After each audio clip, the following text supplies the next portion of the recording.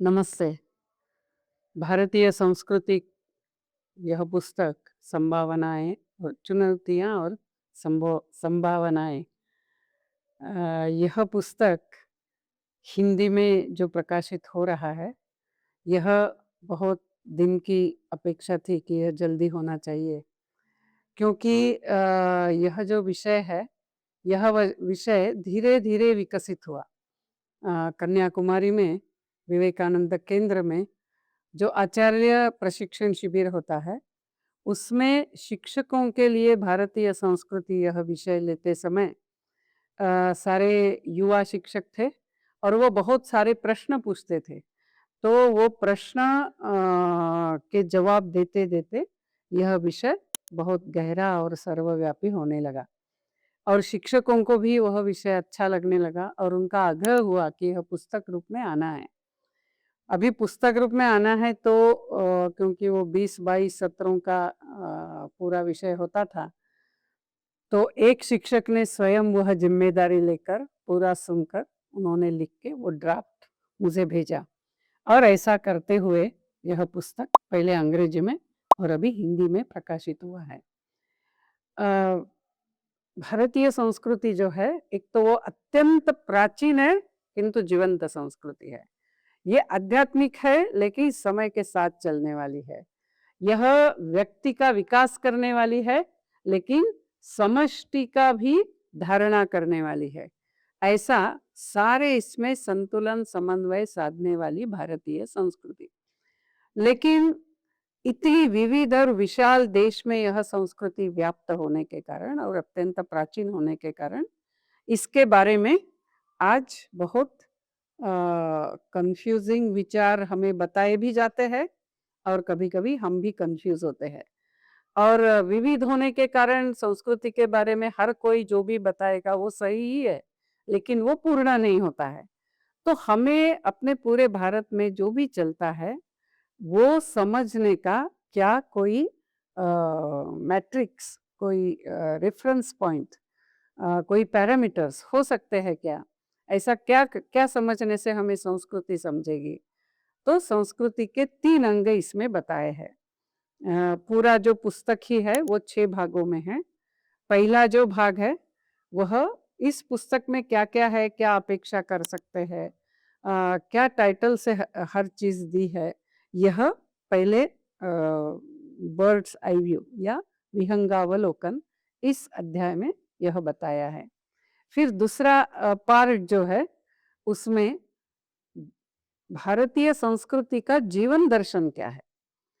जीवन दर्शन यानी हम मनुष्य, सृष्टि और ईश्वर, इन तीनों को एक दूसरों से कैसा देखते हैं, यह जीवन दर्शन दूसरे भाग में है।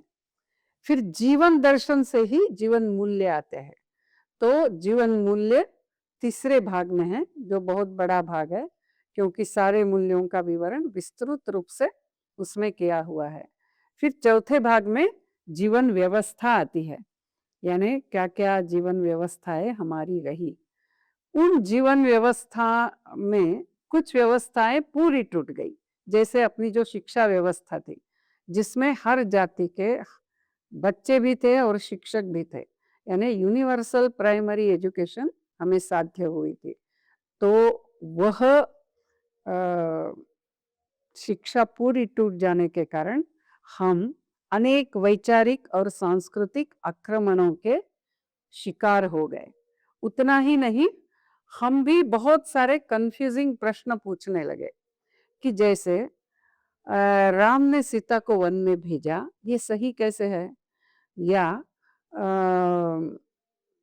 भारतीय संस्कृति एक है या अनेक है, या अनेक संस्कृति का क्या वो एक मिश्रण है? ऐसा करते हुए अनेक सारे प्रश्न, ऐसे सारे जो टिकलिश प्रश्न हैं, वो भी इस पुस्तक में इसके जवाब लिखे हुए हैं। यानी जैसे उदाहरणार्थ हमारा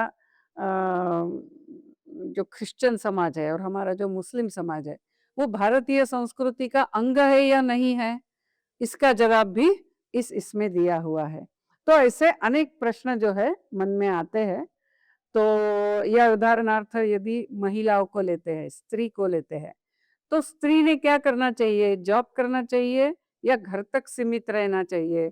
क्या उसने बच्चों के संगोपन में, पालन पोषण में ही अपना जीवन लगाना है या उसने अपना करियर करना है? ऐसे अनेक प्रकार के प्रश्न जो मन में आते हैं, जो मुझे ये सारे शिक्षक पूछते थे, तो उन प्रश्नों को भी प्रश्न और उसके उत्तर इस पुस्तक में दिए हैं। लेकिन जो शिक्षा व्यवस्था तहस-नहस हो गई, उसके कारण हम कैसे शिकार हो गए और देश को तोड़ने के कैसे प्रयास हुए, वह 5वें भाग में आता है। और 6वें भाग में ऐसे संस्कृति में हम जन्मे हैं, यानी ये संस्कृति ऐसी है कि जो मनुष्य को भी श्रेष्ठ बनाती है और परिवार, समाज, राष्ट्र, सृष्टि में भी शांति लाती है, समरसता लाती है। तो आज पूरे विश्व को इसकी आवश्यकता है। इसीलिए यह हम भारत में जन्मे हैं, तो यह हमारी एक हम कह सकते हैं ईश्वरी हमें दिया हुआ एक कार्य है कि हमें इस संस्कृति को अच्छे से समझते हुए, उसको गतिशील, वाइब्रेंट बनाते हुए पूरे विश्व को ही हम एक उत्तम उदाहरण के रूप में उनको मार्गदर्शन करें। तो इसीलिए 6वें भाग में ऐसा है कि वैयक्तिक रूप से मैंने इसके लिए क्या-क्या करना चाहिए और समष्टि रूप में, यानी एज ए सिविलाइजेशन हम सबने मिलकर अपने इस संस्कृति की रक्षा के लिए ही नहीं, तो इस संस्कृति का जो प्रयोजन है मानव कल्याण में, उस प्रयोजन को साध्य करने के लिए क्या करना चाहिए। तो ऐसे 6 भागों में यह पुस्तक विभाजित है।